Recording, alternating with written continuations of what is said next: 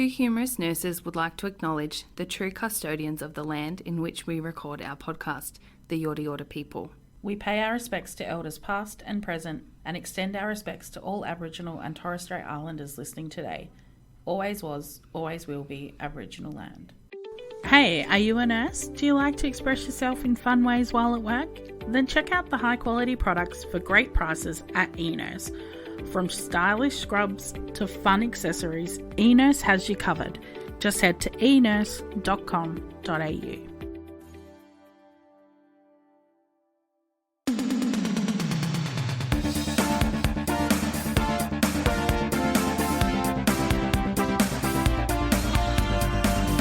Two humorous nurses with Callie and Alisha. The podcast that nails the perfect hospital corner. Welcome to Two Humorous Nurses, where we plan to bring you funny, informal, conversational chat about all things nursing. Bedside nursing. Finally, an episode about nursing. Is it as bad as everyone is making it out to be at the moment? No. I don't think so either. Well, I mean, we're going to answer that question during the episode. Absolutely. I mean, it's been tough the last few years for bedside nurses. Yeah. But it's the bread and butter. It's the best. Bedside nursing is like the Koshi of morning shows. That it'll always be there. I fucking hate Koshi. Me too. That was a terrible analogy. He needs to go. He should have gone 20 years ago. No shade to our friends in primary health or like, you know, in the GP clinics, whatever. You do you, boo. But honestly, I mean, you guys have an important role to play too. But bedside nursing is just special. There's something so special about it. It's because it is like, it's the patience. It is, yeah. Yeah. I feel like, I mean, everybody has patience, I suppose. Yeah, I know. But bedside nursing patients are like the sick patients. A lot of nurses who are non-bedside, their patients are not sick. I guess so. They might have more chronic issues. That's right. Yeah. I think I mean, I joke and say that I'm like, don't have a heart and whatever. But when I was a grad and I went to theatre, I started in Scrub Scout and I thought, yeah, this is pretty cool. And, you know, it was interesting. I really enjoyed it. But a big part of me kind of missed the interactions. Yeah. So then when I started in anaesthetics, I was like, this is my jam. I've got my little banter with the patient before they go in. And then and I loved that. And then being able to tell them that like, I'm the one who's going to be really looking after you when you're unconscious. Like that's my job. Yeah. And I loved doing that. Like that was my favorite thing. And they would ask questions and things. And I genuinely really liked that aspect of. Because it still covers all the stuff that it's still bedside nursing. Well, yeah. I mean, what is bedside nursing? Yeah. I feel like the term is like loose because it is loose. When you say you're not bedside, I'm like, yeah, but you're chairside. But I am bedside. Like, so I feel like that's the same. So I think I did a bit of Googling about this because, you know, obviously our definitions are different. But bedside nursings are basically clinicians who provide direct patient care in hospitals, clinics, nursing and residential care homes and other medical facility. So I think when you say bedside nurse, people just think like med-surg ward in a hospital. Yeah, on the side of a bed. Yeah, exactly. Like the patients are in bed, you do, you know, all the basic patient care, but we don't think of it as being that big picture. So when I think non-bedside nursing, I think things like working for drug companies, doing or research nursing, or working in like quality or projects. Or, even like nurse management. I feel like I'm super lucky in my nurse management role now because I still get patient care. Still get, you got to put the cannula in. Yeah. And I feel that about like, because I've been working in clinical education for the last couple of months just casually. And like when we were researching for this episode, I was like, oh, am I a bedside nurse anymore? Yeah. But I'm like, I do the best parts of bedside nursing, the parts that I love. Yeah. I do procedures and then I fuck off. Like it is the best. Yeah. And I'm like, you know, I love that aspect of bedside nursing, but there's so much more to it. So I think it's all about connection, empathy and trust with patients, like to facilitate the best nursing care possible, like patient, what do we call it? Patient-centered care for the patients in the hospitals. And in today's world, in today's nursing world, especially, there's a lot more emphasis on empathy and communication. So our role as a nurse has moved from somebody who just does obs in a shower to being, like being a patient advocate and a patient educator. Yeah. And we do a lot more stuff that the doctors used to do that now falls on nurses. Oh, that's so true. Yeah. And I mean, now that I'm in a bit more of a management role, the words like patient-centered care or people-centered care is like thrown at us all the time. So even in like when we do PDPs with nurses, like what are you doing to meet hospital values or meet, the person-centered care like at its focus, whereas before it used to be very much on the nursing and medical side. So I'm doing this because I need to get this done as a nurse, whereas now it's like, I would get up. When I first started nursing, we had everyone shower by morning tea. Yeah. There was no, do you want to have a shower now? It was like, it's your turn in the shower. Let's go. It's your turn. Yeah. And literally it would be like, I'm going to do you. And then I would set the next person up ready to go, get your pajamas, get whatever you need, get your toilet bag. As soon as I'm done here, I would move on. But so now it's like, would you like to have a shower? Yeah. When would you like to have your shower? Do you shower in the morning? Because not everybody showers in the morning. And like this whole, it's changed so much. I think we like trying to narrow it down so we're not like going off on these tangents, but I mean, it's us. What can we do?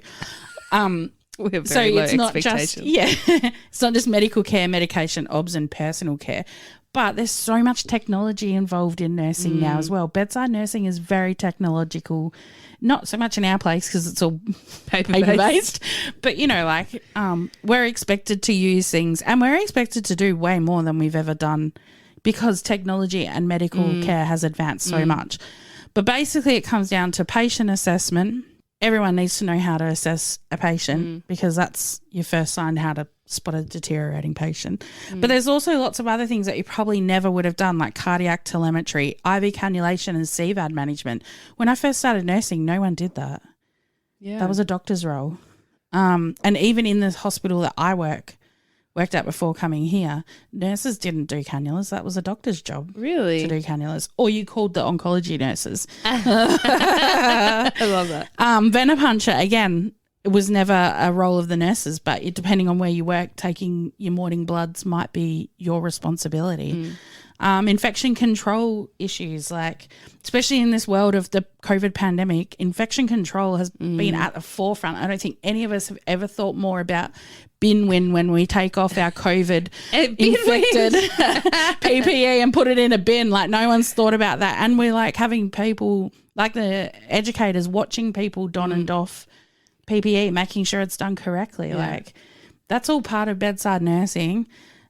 Patient education, that's a huge thing. We spoke to Nurse Sibbs recently, and that's part of her role as clinical nurse specialist, and her job in the cardiac unit is to educate patients about their conditions. Yeah, and I love that. And that's one of my favourite things to do. I love that too. Yeah. And you just feel like you're giving them the tools and the resources and then they're going to be able to take charge of their health and their recovery. And and especially I think because I've always assumed that people had some level of health literacy. Yeah, but and the lots level of people have health none. literacy is like a year 5 or 6. That's like insane. 10 or 11-year-olds. And I think that's why now it doesn't surprise me it still does surprise me, but like when parents bring in their kids to ED with one fever and they haven't given them Panadol. Yeah. And sometimes you just want to shake them and be like, the kid, there's nothing fucking wrong with them. They got a little virus, send them home. And a fever is a way to treat a virus. But if you don't know that. People don't know that the fever is a natural reaction in a child to help them fight the virus. Like it's totally normal. And and people are looking at you like this is the first time they've ever heard this and how's that possible? Like you can just see it. And so I do, especially like parents, and I love that aspect of educating and giving them the RCH app and giving them the printout from Kids Health Info and being able to empower them is I love that part of bedside nursing. And also I think our diagnostic testing skills have, increased over the years as well. Like little things like ultrasounds for doing like Dopplers. Fetal heart. Fetal heartbeats. Dopplers, ultrasounds. Yeah, I know what you mean. Tell I'm not a midwife. And also doing ultrasounds for Dopplers again for like lower limb assessment for venous or arterial ulcers. I mean, a lot of nurses are doing that in their roles for so cool. lymphedema practitioners and really? things like that. I didn't know that. Yeah, it's all like upskilling of these bedside nurses to make them a more holistic practitioner, and Using the reliant technology. isn't on other people.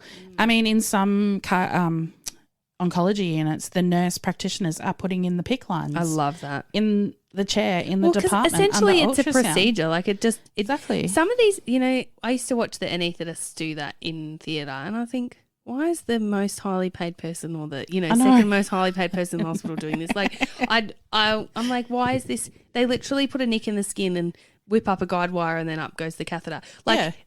And they just ultrasound at the front. They're like, brachial artery. Don't do that.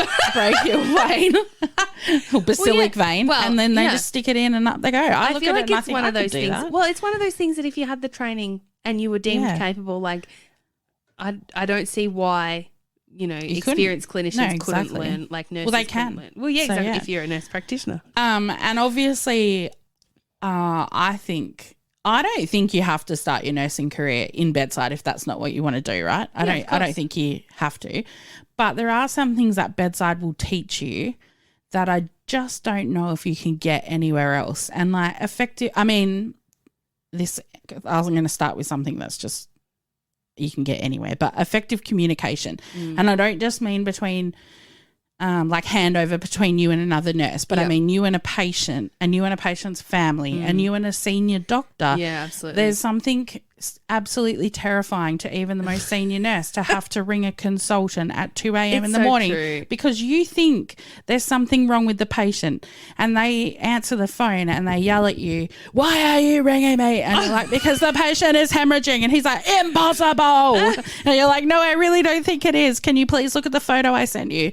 And then next thing you know, like they just hang up on you, and the next thing you know, like the after hours manager's ringing you to prep the patient for surgery because you were correct. Well, do you know, it's funny. So I have a story like that. I had to call a consultant. It was like a patient's their cardiologist, and I had to ring this cardiologist, and I was like, this guy's got incredible pain, like lower chest, like almost like epigastric region, right? And I'm like, this is all the assessments I've done. Like I went through everything. And then I was like, and I have an incidental finding, which I think could be related, but I don't know. I'm like, he has the biggest abdominal hernia I've ever seen in in my life. And he was like, really? I'm like, yeah. He goes, make sure you palpate it for a pulse because it could be his aorta. And I was like, AAA. I was like, what I was thinking was an incidental finding that was probably relevant, but I really wasn't sure because, you don't know what part of his anatomy is herniating. But when he said that, I was like, oh my God. Well, that's funny because that leads me to the next question, the next statement, which is like critical thinking. So as a nurse, I feel like you're always critical thinking no matter what role you're in, but bedside especially, because you could go in and do a set of obs on someone who looks absolutely like death warmed up, who didn't look like that 2 hours ago. Their obs are all fine and you're like, oh, what is happening here? I have so many stories like this that I probably can't tell. Everybody does. But that whole, I mean, that's nursing intuition too, but the critical thinking to work through, like how we breaking it down into, or like looking at the bloods and thinking those bloods don't match what is sitting in my chair in front of me. Absolutely. What is about to happen. And in oncology and with our hematology patients especially, their bloods are so critical to us that we can tell so much just from an FBE that when they walk in, we know and then when they walk in fine, you're like, you're not going to be fine in a minute. No, exactly. Prepare yourself kind of thing. And I feel like it really gives you that like genuine knowledge, experience, and like, I don't know, it gives you that skill in systems assessment. Like if your patient comes in PUO, with a fever and you don't know why, you literally have to like go through every freaking system and every single possibility, like every single source of infection. And we're so lucky these days because we have things like a sepsis pathway. Yeah. So if your patient presents, or even if your patient's in the bed and you go in and they're like 38.5, you can start that sepsis pathway, which helps you break down. In the urgent care setting. I don't think they have those in an ED setting. I think the sepsis pathways, I mean, you can even use them on the ward. Yeah. To like, I don't know, but that's like Better Care Victoria started that, didn't they? Safer Care Victoria.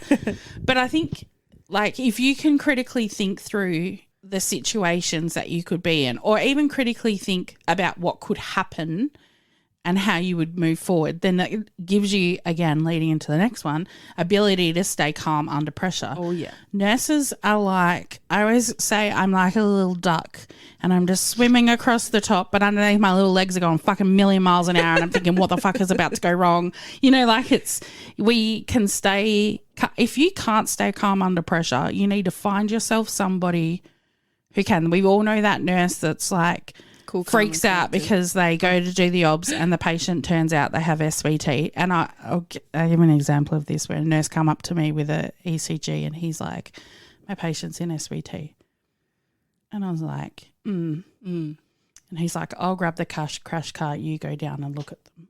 And I was like, okay. And so the two of us just like did this. But I was like, if that had have been me 10 years ago, I would have been like, what the fuck? First I would have been like, what is SVT?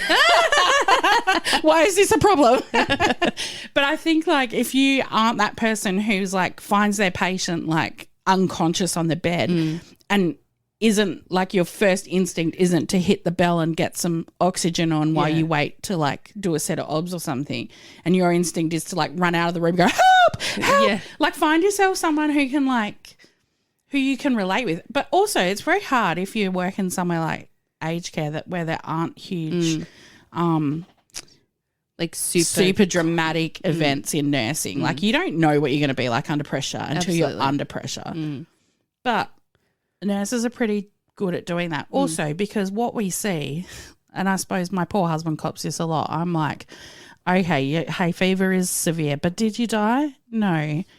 You just sneezed all day. Like, are you wetting your pants because of it? Like, who cares? Like, take an antihistamine and move the fuck on. We've always seen something worse. Absolutely. You know, you were just talking about like staying cool under pressure.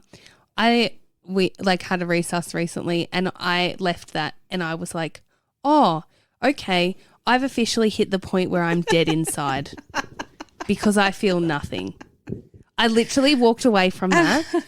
And just went and sat down and kept going with my work like in the education office. And said to one of the other girls, I was like, oh, where the fuck were you? Like, where have you been? She's like, what do you mean? I'm like, oh, just had a recess. She's like, oh, did you? I'm like, yeah. Then on with my day. Yeah. And then but you're not dead inside. It's just like, it's just another day in the world of Alisha at bloody work, isn't it? Well, you're right. But also you weren't on the ward in charge. You weren't looking after that patient. Right. You were just the educator that went in. Yeah. You did what you needed to do and then you left and you can learn to compartmentalize. Yeah, I feel like you would have been different if you had been the in charge nurse on that suppose shift. Potentially. When you could have been answerable to whatever. No, but I don't think so. I really I don't know. We'll have to test that one out. Maybe you're just super calm under pressure now. Maybe I'm just used to the shit hitting the fan and being spluttered with it most days. Thank God you've got good scrubs.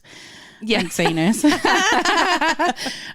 Physical and emotional endurance. I think this is something that builds up over time. I think the grad nurses out there might completely disagree with me.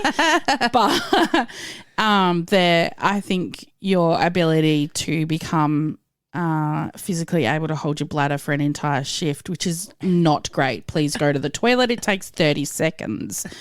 And emotional endurance, because we see the worst of the worst, but we also get to see the worst of the worst get better and go home. Yeah. But I do agree with you about the emotional endurance, because sometimes shit hits the fan and it's 8:30 in the morning and then you've still got to keep going with your shift. Like, you've just got to figure out how to pull it all together and keep going.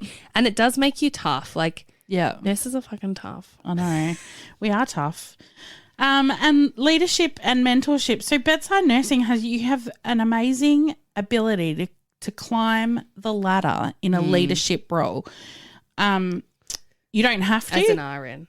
As an RN, yeah. But I mean, as an EN, you can definitely have mentorships and preceptorships. But as an RN, you can definitely climb the ranks. And I think if you don't want to, you don't have to. No, just keep doing what you love. Yeah. But if you wanted to, there's so much out there for you to do it. I mean, I think about what I've done in the last 10 years as an RN and where I am now.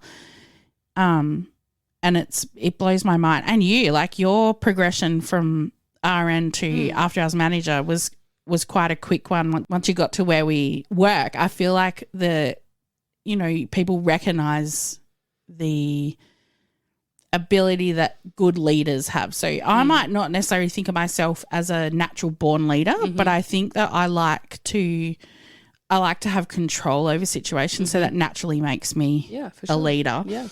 And I think the mentorship is super important. I think us nurses with some experience should be wanting to take grad nurses or junior nurses like under our wing and be like, you know, we love this area because, and this is why. And I think if we think about the last few years and now the push in this last 12 months, I've never heard so many nurses want to leave bedside. I'm going to talk about that a bit later, but I think because there's been so much struggle, your wards have been switched to COVID wards. Yes. You go home one day, come back the next day, and all of a sudden you're a COVID ward. Oh, and then if you work in theatre, you've been redeployed for half of the year, or for more than that. Or you go to work and have to spend 8 to 12 hours a day in full PPE without the ability to go to the toilet because it takes minutes to doff and don, or have a drink, or have fun, or go out and debrief with your mates afterwards in a fun social event. And so I get why people are burnt out. Yeah. But I also think that it's important to understand that bedside nursing isn't evil. It is an amazing place to work. It's an amazing place to make a difference in patients' lives. Directly, yeah. Yeah, it's a direct impact on patients. Yeah. I think it's interesting what you said there about not being able to go out after work and stuff. Like, I look back to pre-COVID times without masks and stuff, and the way that the wards were set up, the way that the dining room was set up, all very different. You had communal spaces. You could all be in the same room at the same time. So you had those opportunities to socialise and to blow off steam, and then, and for people to see your face. Like, a grad that we've had all year took her mask off the other day, and it was the first time I'd ever seen her lips, and she looked totally different to how I pictured it in my head.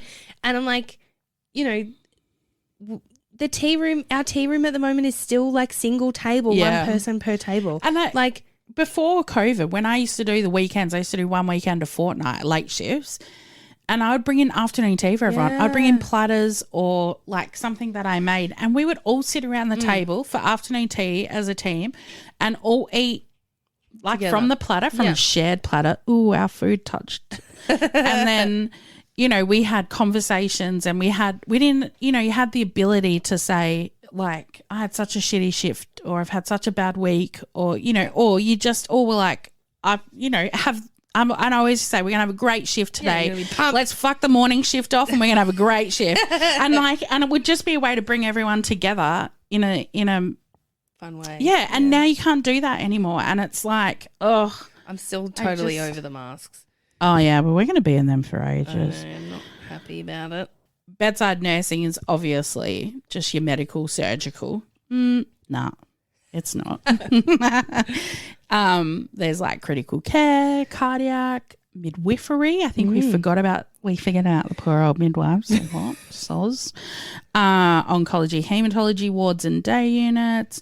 Palliative care, hospice. I mean, those areas. Aged care, 23-hour units, day surgery units, and even GP nurses to an extent, but I think they fall under a different area. I feel like community nursing, in my mind, doesn't sit in bedside. No. I feel like maybe like district nursing or HIT, you're still having that, I don't know, direct impact patient care, but you're not doing the things that you would do in all those other units, and where you're not spending like 8 hours with a patient, and supporting them and their family for all that time. It's transient. Like, I think, you're right. Yeah. You're having these like very short term interactions, like very short interactions. There might be 20 minutes or something with a patient, rather than like, spending 8 to 12 hours with the same person, and then looking after them for 5 days in a row or whatever it is. Like, exactly. I feel like that's where I make the differentiation in my head. Yeah. Yeah.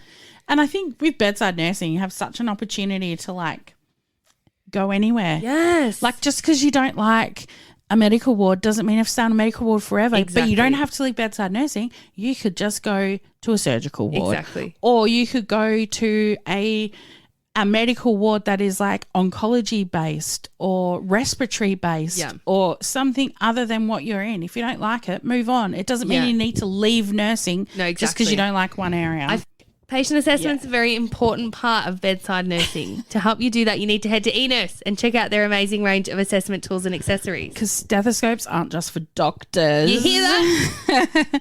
eNurse has a great range of stethoscopes, reference cards, utility pouches to hold your fun pens and scissors close by right when you need the items at the bedside. They say every good nurse has a pair of scissors, so I better go get some. Yeah, I know. I used to, but not anymore. eNurse are Australia's leading nurse shop, specialising in everything that a nurse would need to survive every shift. From high quality and stylish nursing scrubs to handheld study guides and nursing equipment, they're truly a one-stop shop for everything you need. So head to enurse.com.au and don't forget to use our code HUMOROUSNurses for 10% off. You. Righto, Alisha, I've talked enough now. Tell me why you love bedside nursing. Well, I feel like there's like stupid reasons I love bedside nursing, like ridiculous reasons, and then there's some probably genuine ones. But to be honest, I was a hot mess as a bedside nurse. Like, I think it suited me in some ways, but then also like I think because I'm a bit erratic and I get easily distracted. Yeah. That was where I struggled a bit because I would digress so much or like. And this is something I've realised through teaching grads and students is like if a patient rings the bell, if that's not your like priority in that moment, it's okay to tell them no or not right now. Yeah. And that's something that I got better at the longer I was bedside nursing because I think not every patient, but most patients expect that when they ring the bell and you come, this is the moment that you're going to do the thing that they asked you to do. But sometimes it's just not feasible. Like if you've got someone on trip IV antis, like you need to get that shit done on time. Like, and then your patient rings because they want, like a cup of tea, and you'd be like, "Well, I'll get you a cup of tea, but I have to finish this. If I'm not back to you in half an hour, please ring the bell again." That's what I used to always say, and I used to say when I would go in and do my hourly rounding, which I mean, wank, but you do it. But I would often say like. Especially when I was taking my lunch break, I would go around all of them and say, I'm about to go for lunch. Absolutely. I'll be back after 1 o'clock.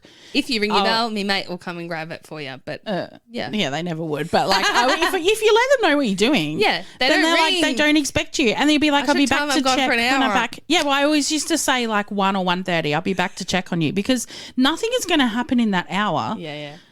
Like they're going to eat their lunch. And if something, that's right. That's why I always took first lunch because unless I had a feed, I would do my lunchtime meds and then I'd be like, while I'm giving my meds, I'd be like, while you're eating your lunch, I'm about to go for lunch too because I get to eat as well.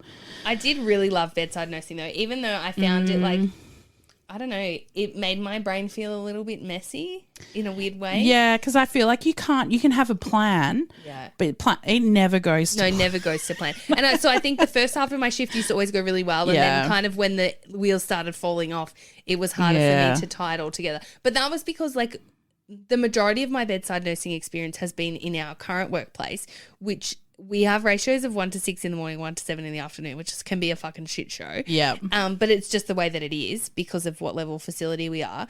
But I think I genuinely loved it. And most of my days I'd go home going, fuck, I worked hard, but fuck, that was good. Yeah. Like, and some days you'd go home feeling like you'd had really wholesome conversations with people and that you genuinely helped them. And I think particularly urgent care suits me better than the ward, like, as in the way that I work. Because it's chaotic. Well, and it's not, but it's organised chaos. It's organised in a way chaos, that you can in the way control. I function better in that way of like all my patients are in front of me. I'm like a big picture person, so if I'm like looking, all my patients are in front of me. I can see how the next hour is going to go, or I can see what I'm needing. I can see what my goals, my short-term goals are. Like I for some reason that just works better in my brain. Yeah. But it's funny because I said one of the ridiculous reasons I wrote down was that you get really good at holding on to your pee. Like, shit, it's been 6 hours and I haven't weed. How good is this? But another one, you get really good at ending conversations that you no longer want to be a part of. Absolutely. And that's something you should learn real early. Yeah. And be like, oh, I'm so sorry, that's my bell. No, it's not, but I'm leaving. And then another one of like, better keep moving. Got other patients to see. Yeah.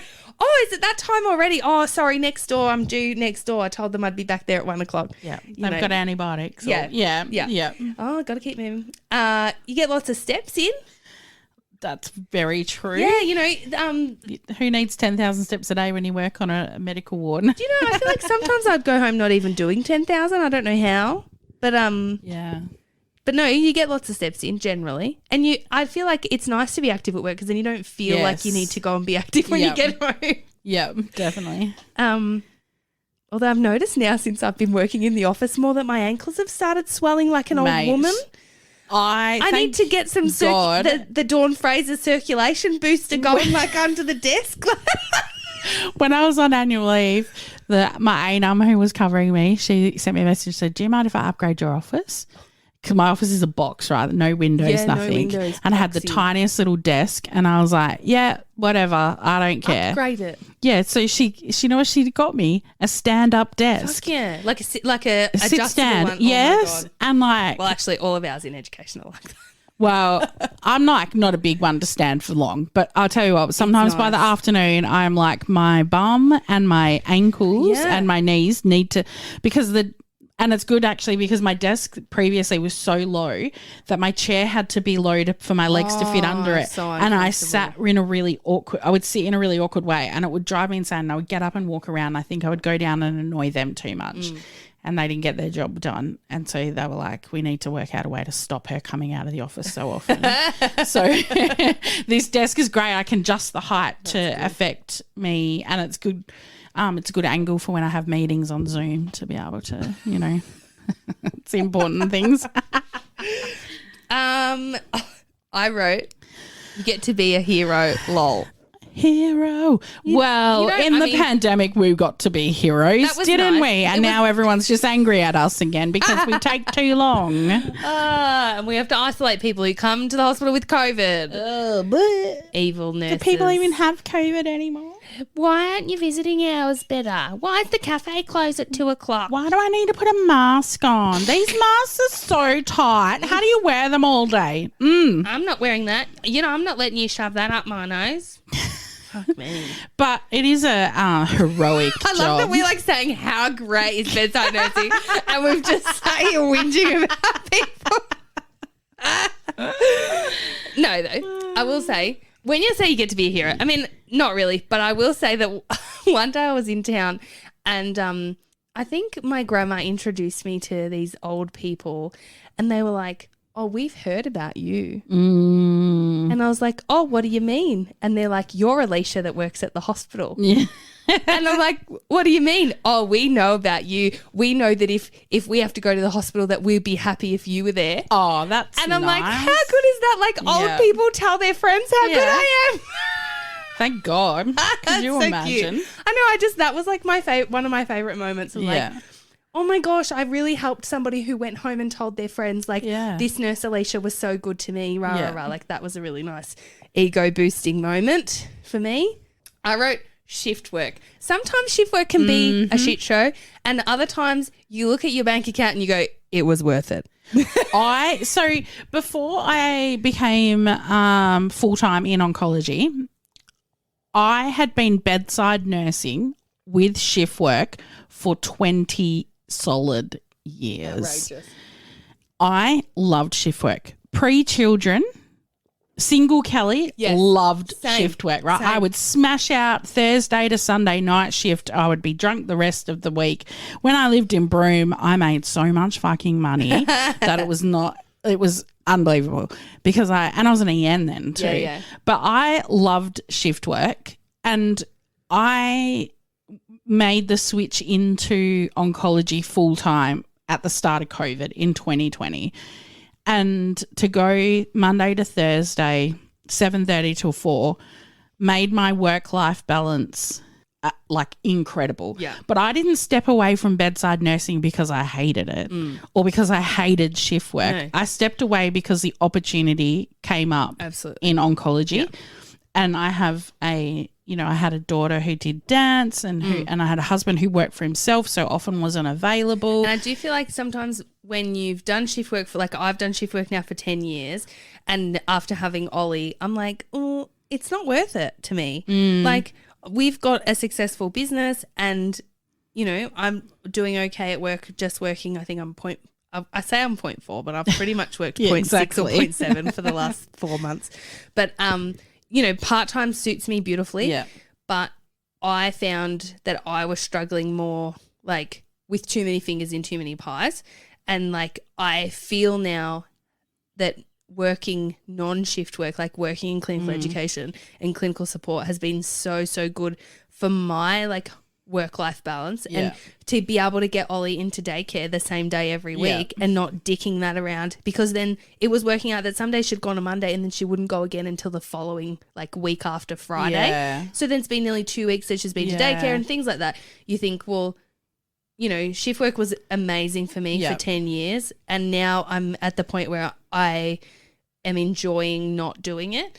But I do see that I'm going to go back to it because I can already see, like, I know where I want my career to head finally. Like, I know I change my mind a lot, but I'm pretty sure where I want to head, and it will lead me back to shift work and to direct bedside nursing. And I think shift work is it can be hard. Like I remember when I first started, none of my friends are nurses. Like literally none of my friends in Perth are nurses. In where I live now, all my friends are nurses.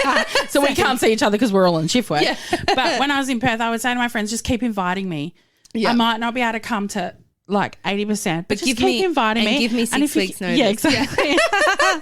But I also worked on a ward that had a very flexible rostering system and people were more than willing to swap shifts. Yeah. And we did it all the time for each other. Yeah, and that's the thing, if you're all doing it. Yeah, exactly. But our work, like I feel like it depends on the ward you work on and the people you work with. But if you can have that open communication. Yeah. But it's not the most evil thing. I think it just depends on the phase of your life and what you need at the time. Yeah, absolutely. And if you need the money, fucking go for it. Fucking go for it, yeah.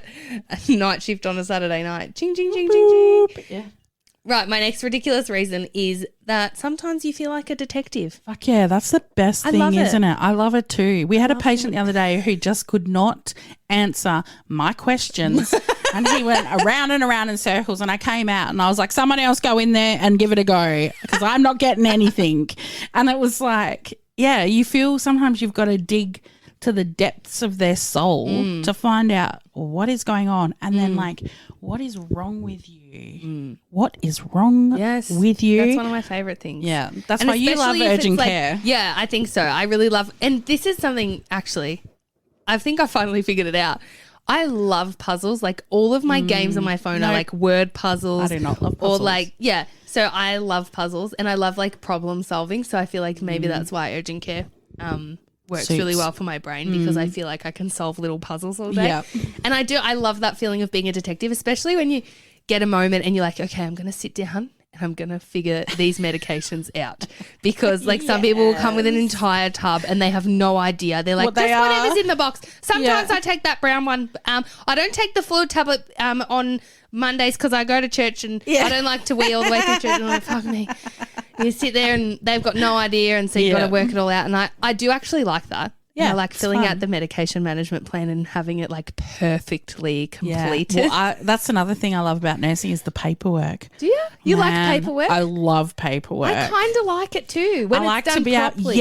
like to do an admission. I used to love that. If you're type A, you probably really like paperwork. Well, I'm not type A, but I just love having like, and I've had to train up all new nurses and I realised the other day that I'd left off 2 major pieces of our paperwork that they hadn't been doing because anyway, it doesn't matter.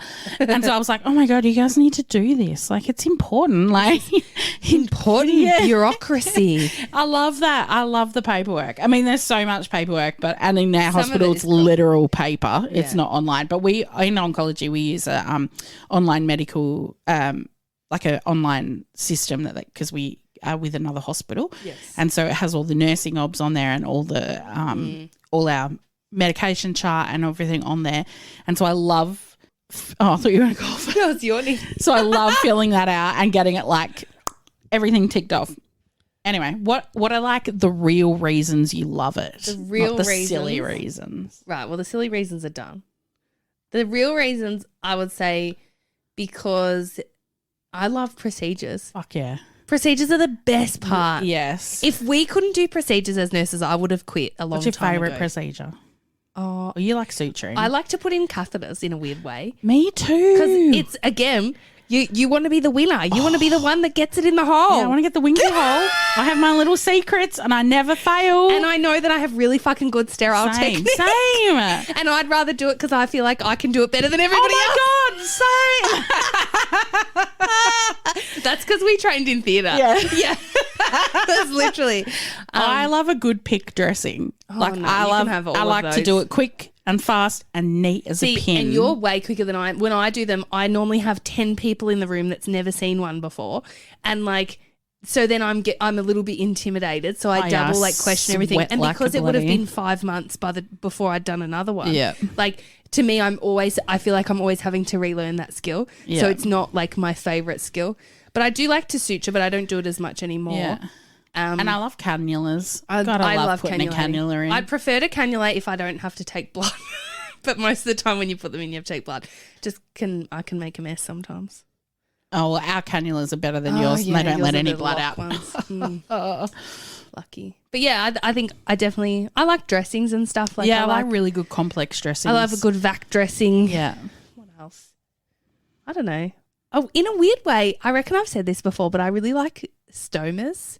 I don't like the smell that comes with them, but I'm always interested in stomas, and I don't know why. So I worked on a colorectal ward when I first started my RN, and getting a good stoma placement, like dressing on, was like satisfying. The bomb. Yeah. Yep. And teaching a person how to do it themselves, and then they do it just like you, and you're like, yes, You're man. like, oh, you got it. Got it. It's like when a grad does a peak dressing and it's like spot on perfect, and you taught them, and you're like, fuck yeah. Yeah, so I think, I don't know, I like lots of procedures, really. Yeah, all of it. Yeah, I like all of it. Yeah. There's not one procedure that I don't like to do. No, me either. I don't feel like I get to do enough anymore because I'm obviously in a non-clinical. Yeah. But I love doing blood transfusions. I don't. Like I was like, what the fuck? I like starting them. I love a blood transfusion. I'd be happy to start one, but I can't be bothered. Like, I'll sit there for the 15 minutes because that's great. You just sit there and chat to the patient for 15 minutes. Oh, see, we don't have to sit there because they're in the unit. Yeah. Our unit's so small. They sniff and we're like, you right? You good? Like, are you having a reaction? Do I need to ask or take your chest? Get APO? What's happening? But I love all the aspects of patient assessment. Like, I love doing a bloody good assessment and handing that over to a doctor. Like, that makes you feel really good and proud, like that you've done a good job and that you've been thorough. Yeah. And when I learnt the difference in like the sounds of auscultating a chest, and I was like, oh, that makes so much sense now. Like, I used to listen and I'd be like, yeah, okay, there's air going in. Some of it's like, and some of it's like, and now I know the difference. And they were terrible sounds, That's everybody, great. but Well anyway. Yeah. I love urgent care or / ED because I feel like most of the time you can make a difference really quickly. Yeah. Like, some people can look absolutely dreadful when they walk in and then within 15 minutes they're looking heaps better because of something that you've done. Yeah. Like, even if it's just positioning them or making them stop talking. Like, sometimes it's the little interventions that can make a big difference. Yeah, absolutely.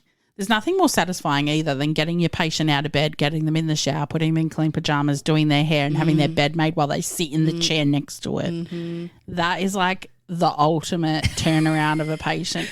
And when you've washed their hair for them and then like you've brushed their dentures that are caked in the porridge from the morning and you're like, you just send you powder them up and you're like, man, you look, I hope your family come in now because you look fucking amazing. And you just can smell them as soon as you walk in the door. It's so good. Oh, this is so that good. Is great. That is satisfying. I think probably the other thing, it's kind of like a win-lose. I don't know if it's, I don't know. But I, in a gross way, like emergencies. Like, when there's clinical emergencies, like, it feels a bit like a test. Yeah. I'm not explaining this very well. I feel like it's terrible that those things are happening to those people.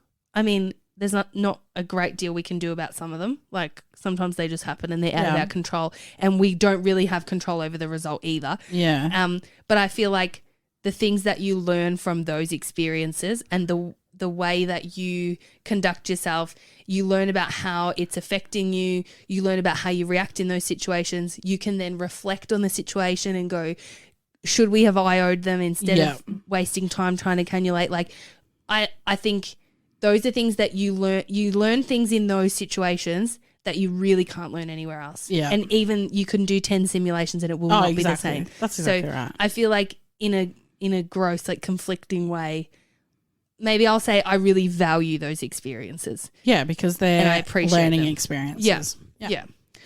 What about this great resignation everyone's talking about? The all the nurses are leaving. We've got no nurses. What are we going to do? The great resignation doesn't just apply to nursing though. So the great resignation is like a term that's been coined in the last few years due to the enormous proportion of people walking away from their jobs. And this is like globally across every sector since COVID, basically. Yeah, because everyone's fucking tired. And they're like, we're able to do their work from home for 18 months, and then their company's like, come back to the office. And they're like, I don't want to. Like, why should I? I can do it at home just as effectively. If not more effectively. Exactly. And then like my life is effective too, because I can do a load of washing between Zoom meetings. That's the worst thing to do. I would never do that. I'd watch an episode of Love Island. Exactly.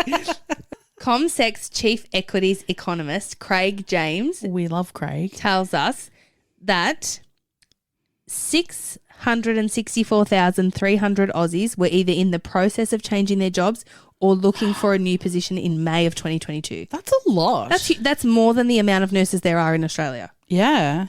Like, so 1.3 million people walked away from their jobs last year, according to the ABS. In Australia? That's in Australia. Yeah, Australian Bureau of Statistics. Wow. Yeah.